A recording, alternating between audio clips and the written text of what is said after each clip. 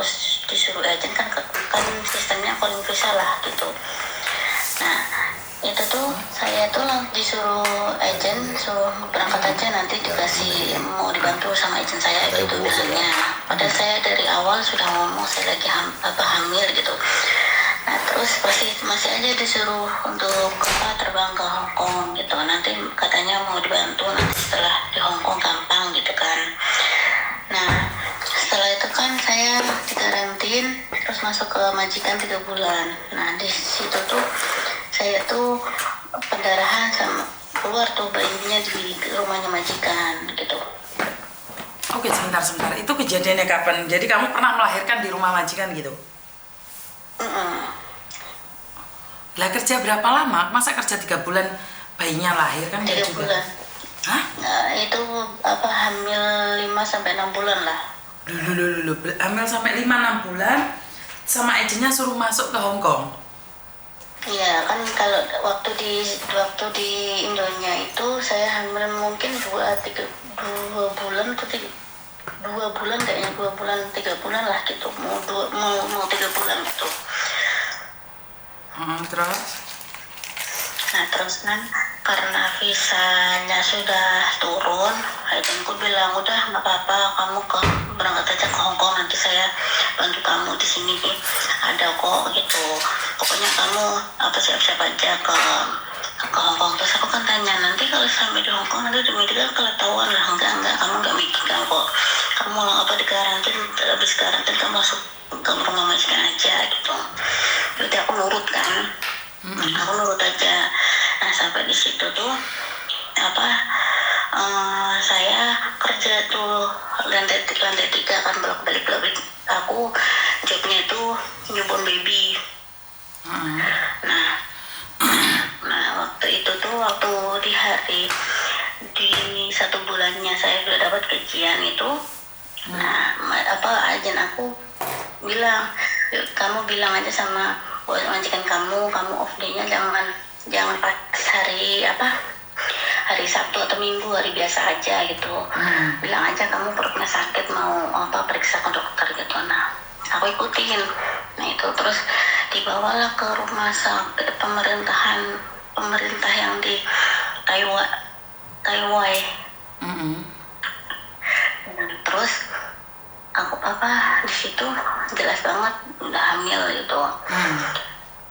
Nah terus kan dari pihak situ kan masih dari rumah sakit pemerintah sih nggak ngapa-ngapain, cuma mempertahankan aja. Terus dikasih rujukan ke rumah sakit yang di Taiwan itu. Nah sampai di situ saya karena bolak-balik mungkin capek, terus besoknya lagi juga kerja. Nah itu tiba-tiba waktu hari Sabtu tuh saya pendarahan di rumah majikan. Yes, waktu saya mau off day itu pagi-pagi. Berarti kan kamu hamil bukan 1 bulan 2 bulan terbang dok. Berarti kan kamu sudah hamil tua ke Hong Kong. Kalau hamil 1 bulan 2 bulan kan kamu libur pertama masa langsung. Enggak, sudah kerja di majikan 3 bulan lah, itu keluar itu bayinya. Kalau pas ngeteknya itu pas pertama kali habis gajian baru ngetek di Hong Kong. Terus? Nah terus kan habis ngetek di situ kan kata agensi jangan bilang sampai bos kamu dulu, nanti saya pikir-pikir dulu caranya kan. Nah terus 2-3 bulannya itu saya pendarahan dan melahirkan lah itu di rumah majikan itu. Berarti kamu di rumah majikan berapa lama? 3 bulan. 3 bulan, berarti kan kamu sudah 4 bulan. Kamu terbang itu hamil 6 bulan dong sayang? Enggak, maksudnya tuh saya tuh mulai pendarahan itu di hamil trimester kedua itu hamil 6 bulan lah itu lahir. Oke. Tapi kamu melahirkan tuh berapa lama? Berapa bulan bayimu lahir, berapa bulan? 5 menjelang 6. Jadi 6 bulan anakmu lahir? Iya, belum sampai 9 bulan belum. Oke, terus sorry terus. Karena mungkin karena kecapean bolak-balik rumah sakit terus juga kerja kan, mungkin itu pendarahan. Nanti kirain tuh saya mengkonsumsi obat yang buat yang buat itu menggugurkan kandungan. Yang buat di tas aku tuh ada M kapsul, karena saya M kapsul itu saya bawa dari Indo sampai ke Hong Kong, saya bawa masih satu aja, saya nggak pernah minum kan. Itu cuma satu aja, satu itu. Nah terus ditanya ini dari mana, atau apa obat ini kan, ini obat dari Indonesia, ini obat apa ini, aku jelaskan waktu di kantor polisi itu, ya cuma obat itu aja yang ada di tas aku gitu. Tapi kan waktu kejadian itu aku telepon sama agensinya, lagi sibuk gitu kan dengan urusannya dia. Nah terus aku nggak tolong sama bos aku karena bos aku kaget, terus dia telepon polisi buat bawa aku ke rumah sakit gitu. Nah kan setelah itu kan dibawa ke rumah sakit sama polisi, sama majikan aku, sama agensi juga, agen aku datang juga akhirnya sore. Nah setelah itu kan saya langsung dibawa habis selesai itu di rumah sakit sehari kan, besoknya saya dibawa ke police station Satin. Nah itu cuma 2 hari di situ, terus ditebus sama majikan aku pakai uang aku sendiri, katanya uang 1.000 gitu yang ngurusin agennya. Nah terus majikan aku bilang sama aku, kamu bisa bebas, cuman bebas bersyarat gitu, yang pokoknya setiap bulannya kamu akan bisa, tapi maaf aku nggak bisa ngerjain kamu nggak bisa kamu kerja di rumah aku lagi, soalnya aku nggak mau nanti kayak kejadian kayak gini, itulah orang bos aku itu. Nah terus aku diintermin sama dia kan. Nah terus uangnya itu semuanya kan dititipin sama agensi, orangnya baik banget majikan aku, dia bantu aku. Terus karena aku nggak bisa pulang ke Indo, harus lapor sama agensi, dicarikan kerjaan lagi, jaga amal. Nah jaga amal itu sampai 6 bulan sampai selesai lah itu, setiap bulannya harus lapor polisi, harus extend visa ke imigrasi gitu. Nah habis ini kan udah selesai, terus aku bisa dipulangin gitu, sampai majikan aku yang belikan tiket sama ngasih uang jajanan gitulah, kayak coklat kayak gitu tuh sama majikan aku, masih dianterin sama majikan aku gitu. Padahal saya posisinya udah nggak di rumah itu. Nah saya tuh mau tanya, kalau saya mau proses lagi ke Hong Kong tuh bisa nggak ya, Miss? Oke, terus kasusmu itu gimana, sayang? Terus kasusmu selesai di polisi itu seperti apa? Ya cuman setiap bulan extend lapor itu aja. Sampai sidang nggak, sayang? Enggak. Terus keputusannya, ada surat keputusannya nggak? Jadi kamu melahirkan di Hong Kong, anakmu meninggal gitu? Iya, kan dia keluar gitu tuh masih hidup gitu, masih ada napasnya, tapi kan nggak bisa tertolong, masih 5-6 bulan gitu kan, masih prematur gitu ya, jadi nggak bisa tertolong. Oke.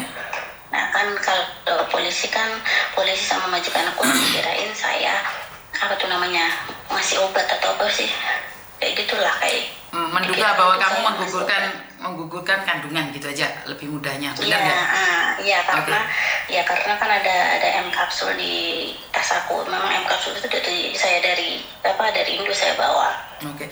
Nah setelah semuanya selesai, laporan selesai, ada surat penyataannya seperti apa nggak?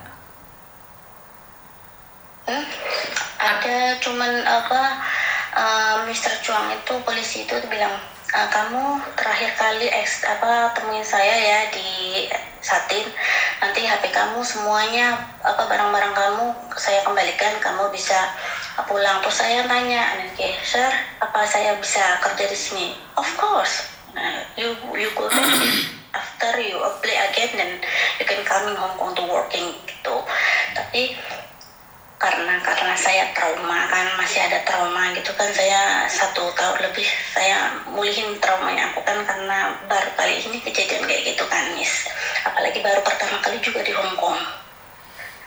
Oke nih, pasti kalau polisi ditanyain, mereka nggak mungkin dong kamu nggak bisa proses, tapi kan tetap kembali lagi pada imigrasi. Dan saya nggak berani menjamin, Dok, soalnya sekarang ini di KPPE, di daftar saat kita apply visa di imigrasi itu ada pertanyaannya adalah, pernah nggak kamu kasus polisi? Kalau pernah, kasih buktinya dan apa masalahnya. Lah kamu kan ada buktinya kan, waktu di Satin itu saat kamu keluar dari situ itu ada nggak surat-suratnya? Surat-surat kan waktu terakhir itu semuanya dokumennya dikasih sama imigrasi kan, waktu mau pulang itu. Tapi kan setidaknya kamu harus punya kopi dong. Kamu harus punya kopi dong. Kamu orang lain nggak tahu kasusmu, kayak saya ini kan nggak tahu kasusmu. Bagaimana saya tahu kalau kamu tidak ada kopiannya? Oh, saya sudah hapus semua itu, Miss. Ya kalau kamu sudah hapus semua, setiap saya extend itu surat dari kantor polisi setiap bulan datang itu saya foto waktu itu. ya kan kita nggak tahu nih, kita agent barumu, bagaimana kita bisa membantu? Lah kita nggak tahu apa-apa, bener nggak? Iya. Jadi kalau kamu ada kasus polisi atau gimana kan harusnya ada rekodnya, ada disimpan. Lah kalau nggak ada sama sekali kan kita nggak tahu, bener nggak sayang? Iya benar. Jadi Miss Yuni nggak berani nih ngomong karena itu hak mutlaknya imigrasi. Tapi kalau kamu ada surat-suratnya semua, ya kita berani mencoba. Tapi kalau kamu apapun nggak berani sayang. Takutnya menyia-nyiakan waktumu juga. Dan kamu pertama kali ke Hong Kong punya kasus yang dimana harus melaporkan setiap bulan, bener nggak? Iya. Kalau kamu masih ada surat-suratnya masih mending. Yang saya bawa cuma yang satu itu yang dari imigrasi pulang itu, soalnya aku udah tahu lagi soalnya. Iya, jadi Miss Yuni nggak berani ngomong sayang. Kenapa kamu berani banget atau agent kamu berani banget nerbangin orang hamil sih? Kata dia bilangnya nanti saya bantuin di Hong Kong gampang. Tuh kayak gitu. Sekarang waktu saya kan waktu medical di sini memang hasilnya positif negatif karena mungkin seminggu saya berhubungan, terus setelahnya kan saya medical, mungkin medical itu belum Lah sudah tahu mau keluar negeri kenapa berhubungan ditaruh di dalam, kan harusnya pakai kondom lah atau seperti apa, kan kamu bukan anak kecil, benar nggak? Iya waktu itu memang uji nyali. Keenakan lah terus lupa diri gitu. Mungkin ya memang itu salah saya juga sih, Miss. Waktu itu kan saya punya agensi dari kakak saya. Nah dia cuma bilang kamu mau ke Hong Kong, iya nenek. Terus oke lah saya cari majikan ya itu namanya menyepelekan sayang, itu namanya menyepelekan. Saya tuh paling gak ngeh sama orang yang menyepelekan. Sudah tahu mau keluar negeri enak-enak ngelakoni kan ya harusnya jaga diri, no, bener gak sih? Iya bener sih, Miss. Iya, bagi saya menyepelekan karena udah calling visa nggak mau masuk PT, padahal pertama kali dapat majikan baik. Nah ini majikan ini berubah menjadi jahat. Itu memang nggak dikasih PT, Miss. Nah iya. Saya tanya PT-nya di mana gitu, terus dia bilang kamu nggak usah ke PT. Maka dari itu kan prosesnya kan seperti itu sayang. Makanya kan jadinya kan apa-apa nggak mau proses, bener nggak sayang? Tapi sudah terjadi, nggak apa-apa ya sudah terjadi. Saya tidak ingin menghakimi, tapi kan malah terjadinya kan nggak enak gitu loh. Kasihan majikan juga, mereka punya pengalaman yang jelek, dimana baru ngejeng pembantu pertama kali hamil melahirkan, kan kasihan gitu loh. Saya tuh malah kasihan ke majikannya, bener nggak sayang? Iya. Apalagi majikan aku tuh juga baik banget. Saya sampai ke rumah sakit pun dia ngikutin. Bukan masalah baik bangetnya saya. Bukan masalah baik bangetnya. Kan kita malah ngerepotin orang toh. Bener nggak sih? Padahal kan dia niatnya cari pembantu untuk meringankan bebannya, bukan memberikan dia beban. Iya. Tapi kamu kan terkesan memberikan beban malam. Tapi yes tadi sudah terjadi, ya udah nggak apa-apa. Bener nggak sih? Iya. Ya kalau sekarang Miss Yuni nggak berani jawab karena bukan hak mutlaknya Miss Yuni. Nggak berani Miss Yuni. Bilang iya ternyata enggak, bilang enggak ternyata iya. Bisa proses apa enggak? Makanya saya tuh mau berangkat lagi, teman aku pikiran ya apa masih bisa gitu. Apalagi kan ini sudah hampir mau 2 tahun kan. Terus aku bilang di rumah nganggur aja juga gak enak, biasa kerja terus jagain suami itu kan gak enak gitu, apalagi anaknya udah mulai besar gitu. Terus traumanya aku juga udah gak terlalu, dulu kan habis pulang dari situ mau kerja aja saya sudah trauma sekali Miss, apalagi sudah masuk sel itu 2 hari, ya Allah nggak kebayang lagi. Ya itu resikonya, sudah tahu hamil terbang, itu resiko sayang. Yang ngerasain tetap Ya, saya kamu, juga. nggak mungkin agentmu. Yang ngerasain tuh kamu.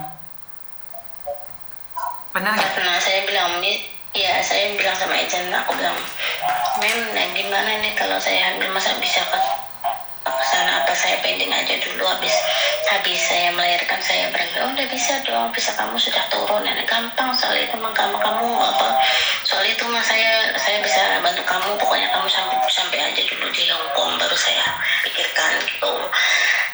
Ya karena Eden ngomong kayak gitu kan, dia juga udah lama di Hong Kong gitu kan, udah tahu mungkin dia bisa bantu sekiranya mungkin gitu, tapi ya enggak. Seperti yang saya katakan, resiko kamu yang nanggung, di penjara kamu yang nanggung, bukan orang lain sayang. Nggak mungkin agentmu yang nanggung. Iya benar Miss. Itu Paham pun nggak, kalau sayang? nggak dibantu sama bos aku tuh, kayaknya saya nggak di gitu kan sama agensi, mungkin karena bos aku kasihan sama aku, terus dia yang nyuruh agent untuk ke kantor polisi, dan dia ngasih uang 1.000 buat jaminan baru saya bisa keluar. Jadi intinya adalah istirahat aja dulu, tenangkan dulu. Saya nggak tahu bisa proses apa enggak, saya nggak berani kasih jawaban. Saya nggak berani kasih jawaban sayang. Ya karena waktu itu saya komunikasi sama polisi Mr. Chuang itu, saya tanya terakhir kali, masih bisa kerja dan oh masih bisa gitu, tapi kan saya nggak bisa tanya sama imigrasi karena waktu itu imigrasinya pakai bahasa Hong Kong, aku kan nggak ngerti. Ya sekarang Miss Yuni nggak berani jawab ya. Kalau kasus polisi saya nggak berani. Tapi biasanya bisa atau nggak bisa Miss?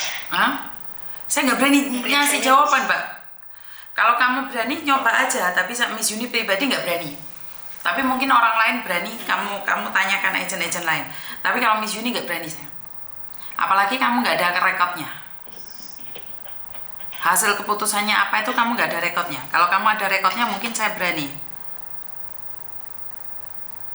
Paham? Iya, paham. Ya udah, makasih ya Miss ya. Iya sayang. Oke, bye-bye. Nggak tahu harus gimana. Intinya adalah saya nggak tahu nih kenapa ada agent yang ternyata menyalurkan orang sudah nyata-nyata hamil masih disalurkan. Ini sebuah pertanyaan, dan apakah benar mereka sudah tidak peduli lagi dengan seseorang ya? Yang mereka kejar adalah uang dan uang. Dan seseorang sudah hamil masih bisa dinyatakan boleh terbang, nggak apa-apa dan nggak apa-apa. Tapi nggak apa-apa lah, itu aja terserah. Karena macam-macam orang cari rezeki, tapi bukan berarti dengan cara seperti ini. Terima kasih dan wassalamualaikum warahmatullahi wabarakatuh. Berkat Tuhan mengalir atas hidup kita semua. Semoga semua makhluk hidup bahagia dan terima kasih. Bye-bye.